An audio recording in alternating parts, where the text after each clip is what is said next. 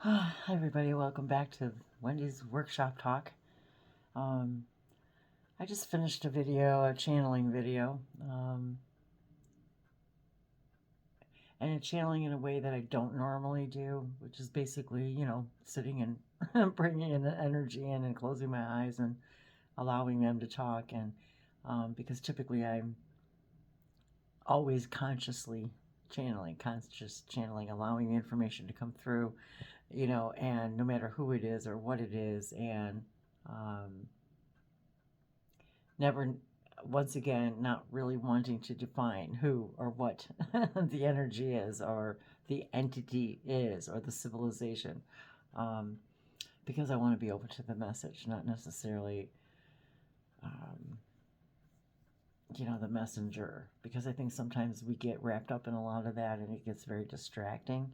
um, who came through and was it this and was it, and then we get a lot of times people are still in the idea about incarnation and reincarnation, and I was this and I was her and she was that, and she was me, and to understand though that we're all individual souls having an individual experiences, yet connecting to all of these things, and perhaps sharing the same oversoul. And yet, when that energy comes in, to recognize that there is information there for us to learn more and more about ourselves, and we're tapping into that energy, that entity, in that moment. So it was just a really spontaneous thing, and I often will post the more like channeling or open contact type of related videos on our other YouTube channel, Open Contact TV. The links are always in the description below of all of our videos, all of my videos. In in the spirit, if you will, that it falls into that like opening contact, but yet there is no, everything that I do and we do is all interwoven, and sometimes I wonder, is it really even necessary? I feel like I'm not sitting up straight here. Is it even necessary to um, separate the information as, this is this, or this is channeling, and this is light language, and this is artwork, and this is galactic symbols, and yet they're all a part of me and part of who I am, and a part of my entire energy. And it seems like it's also interwoven, of course, into the channeling and into where I've been, and where I've seen these symbols before, and in my dreams, and on spacecraft, and um, recognizing all of these things and all of these parallel aspects of myself, ourselves, and yet beginning to see it as more of a unified, our own unity consciousness of our soul, and the unification of that, of all of that, and the connections to all of that, and how we're constantly transferring information. And so I've been asking myself lately, like, where do we draw those lines? Draw those lines. So, I kind of was listening to the channeling and listening to actually what they were saying, about how we as humans like to define things, just like we talked about yesterday. So I guess that's really been obviously my stream of consciousness the last couple of days. My focus too is to want to release the need to define how we get information, because we then limit how we get information. We close the doors on even the simplest of messages and symbols that we're getting from our guides and the people that we love that have transcended, and as they explain more to us about what physical reality really is, and how that when we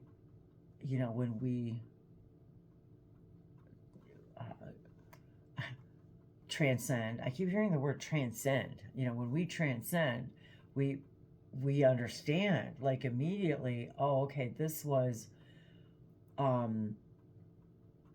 dream that I'm having, yet I am something far more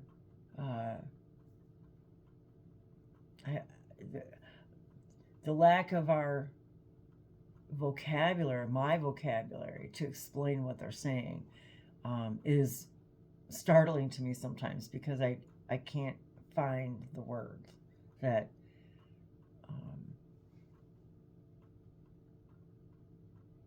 and then when I'm looking for the words, I lose my train of thought. So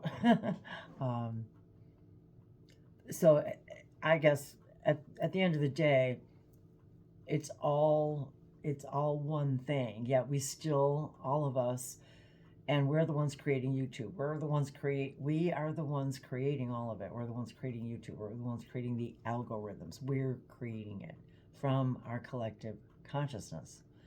It's all about our beliefs. Even the entire World Wide Web and the entire collective of the internet, collective consciousness, is all our agreed upon collective consciousness. All of it. So that was in essence what a lot of the channeling was about, was that, in essence. So yeah, I'm sitting here. I was just feeling the wanting to draw, just to sort of, unravel the conversation and the thoughts behind it, what we are, who we are, and also how do we bring in all of this other information through the oracle, of which, by virtue of that excites us. We are an oracle. Those of us who find excitement and joy in extracting and extrapolating and sharing information, of course, beginning and not ending, but beginning with the people who create the tools, if you will, to do that. And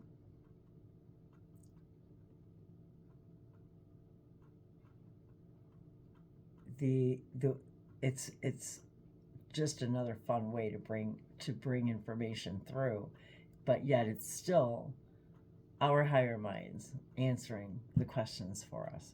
So and the main crystals I've been hanging out with these last few days have been this amethyst,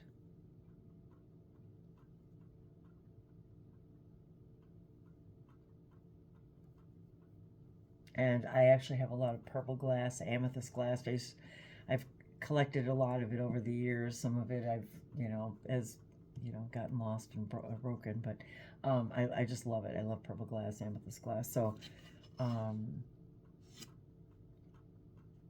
it's the frequency. It's the frequency of that color.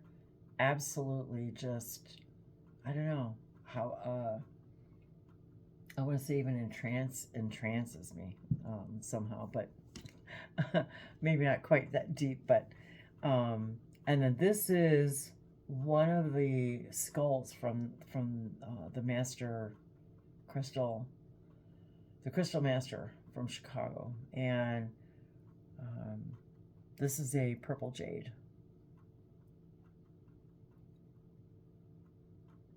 So, and as you can see, that's kind of my energy today. Oh, and look at the first color that I chose was remarkably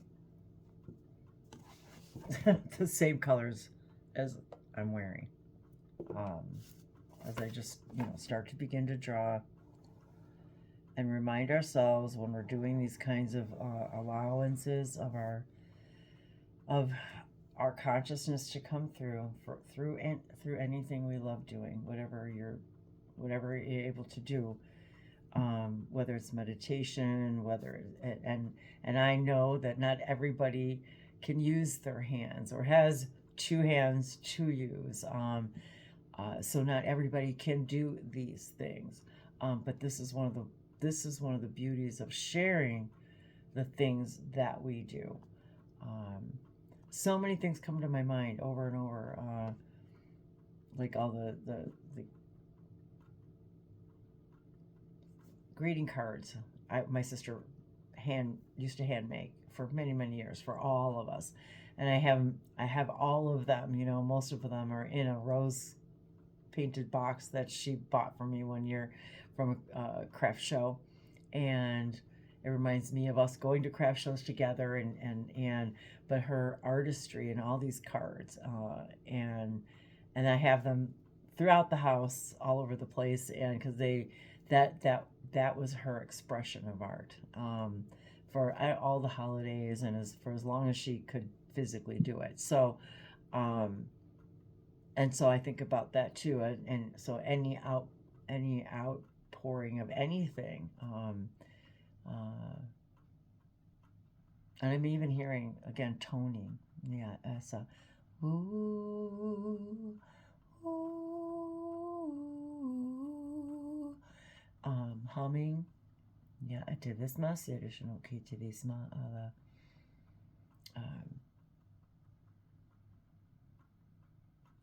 so as I start interacting with, just interacting with the energy and just allowing it to flow,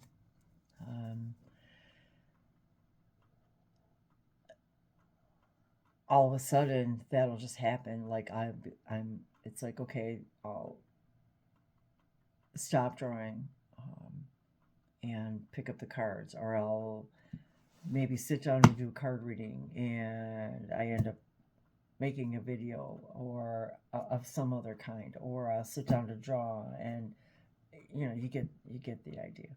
I was laughing because it was just stretching. Excuse me, stretching my legs, and it was like it reminded me of something with me and my sister, also from when we were growing up. So I just made a quick funny little video about that. But hey, maybe it's a message. I always know it's a message for somebody. So so even the vibration of this color, that's what I was talking about too, the vibration of the color, what the vibrations of these colors do for us, and how the crystals interact with us. And I don't know how well you'll be able to see this, but it's a blue lace agate. I believe. I could be wrong on that. I think that's what this one is. It's super hard to see up close because it's so delicate, and it's one of my favorite. It's one of my favorite crystals to hold. I'm almost positive that's what this one is. And like I said, it's so subtle. It's pretty hard to see on camera, especially in front of the window here. But it has beautiful layers, if you will. So those have kind of been the primary ones that have been hanging out with me right now. And then this one, which I still can't remember if I have to look this one up again. I can't remember what the name of the stone is. And and when I search on it, it comes up as a couple of different things. So I'm not exactly certain, but maybe you guys, my crystal guru friends, can. It's just like I said, it comes up as a few different things. So I'll look it up again, because I don't have them all memorized, but that actually gives me some more excitement about talking more with our crystals and learning more about them. Looks like the sun might be coming out a little bit. I might have to go and hang out outside for a little bit, get some fresh air, a little bit of sunshine. So I've been working on this, and it's kind of funny because, as you can see, it's sort of mirroring, of course, the colors that I'm wearing in my shirt. So that's the frequency, that's the energies that I'm in today. And maybe you guys are, for not familiar with, but maybe you kind of already experienced this, I guess. And especially I found in my working days. Because, I had to, it was office wear, but dressing up every day. And so it was always fun for me to dress in different colors and I had my own kind of eclectic style and jewelry and that kind of thing. And it was sort of just another, artistic expression of myself. Um, by the way, I've been feeling a lot of whale and dolphin energy lately. We've been talking a little bit about that, which always makes me think of our Sirius star system friends. The oversoul. The whale is the oversoul of the dolphin. And I'm hearing Andromeda. Just and this is how these things come up. So I'm hearing like Andromeda energy. I'm not really sure exactly what that means. So once I got more familiar with it later on, I would ask my guides, what colors to wear that day. Once I became more kind of connected in that way. But I think overall, we all do it, whether we're conscious of it or not, tend to wear the colors of the frequency that we feel that day. And I think that's very normal. But once you do it intentionally, and sometimes I would, how can I explain this? Like, and this also goes for when I'm going to have a private session, or be with someone, and maybe you experience this as well, where you're sort of guided to a particular color, a particular arrangement of colors, color scheme, particular object or item or theme, if you will, and whether it can be instinctive or intentionally. And so, for example, if I wanted to work on something specifically with someone, or they've requested something specifically for a particular something they would want to work on, I would wear that color associated with that. And then, of course, bring in any other permission slips, crystals, things like that, that would be part of that, all of that. But the idea is also to do it intentionally. Like, okay, today I want to, maybe you're feeling like you just want yellow energy today. And maybe it's not, oh, I need to work on my solar plexus, or I'm going to wear this color to work on this. But you can do that as well. For example, if you're wanting to say something, we've talked a lot about that in Speaking Our Truth. If you want to say something, what colors to wear for speaking your truth, the colors of the heart, the colors of your throat chakra, the color of your third eye, whatever colors you want to incorporate into the energy of that day, or that idea. And I think, again, we do it instinctively, I think, but we also know we can do it intentionally. And it's because we're looking to incite a particular vibration. And I just happened to, I happened to grab this one because it was just the one that I was drawn to today. That this color, the pink auras, this, the violet, the blue, the amethyst, that array of colors, and then even the light blue here. So, and then the jade in between.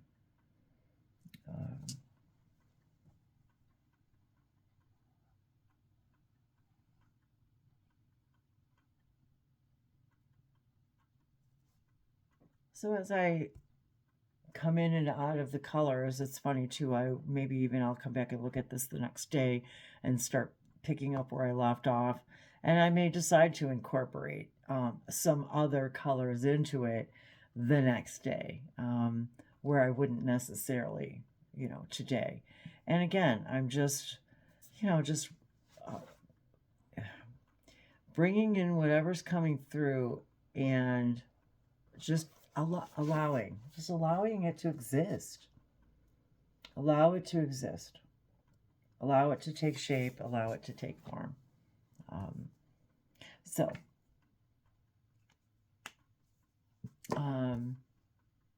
I think I'm going to leave it there and do a completely separate video for doing an oracle reading. Because again, as almost all of these are, this is very spontaneous and an impromptu, and I'm just guided by my light. So, be guided by your light, and that includes all of the light of all that you are.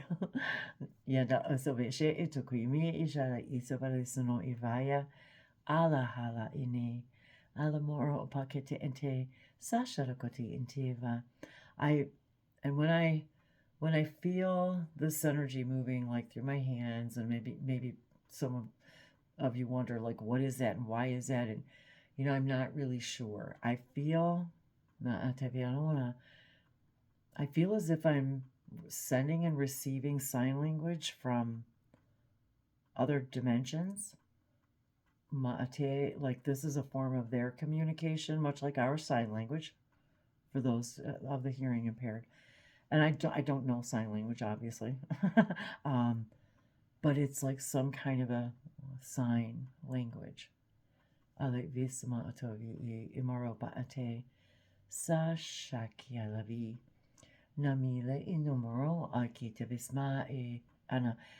And many energy workers, Reikis, I'm a Reiki practitioner as well, Galactic Reiki, Angelic Reiki. We understand and how you can feel energy and touch and play with energy and expand with energy.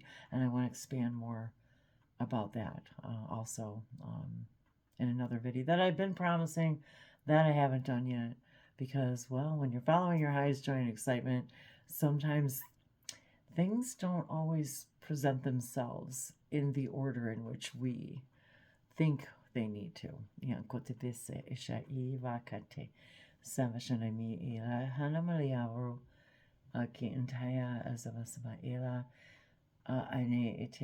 So, I guess I could just call it, I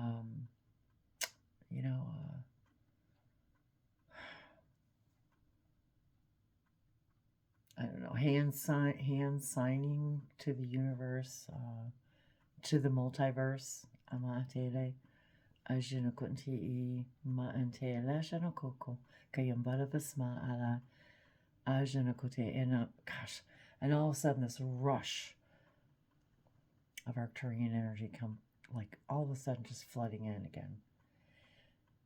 The Amaya is the Mashete, and when I think of the Arcturian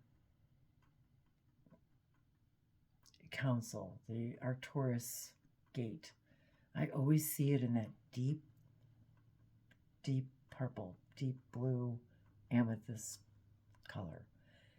Ine izabashe itevi imero okoko ayushana tialabahaka.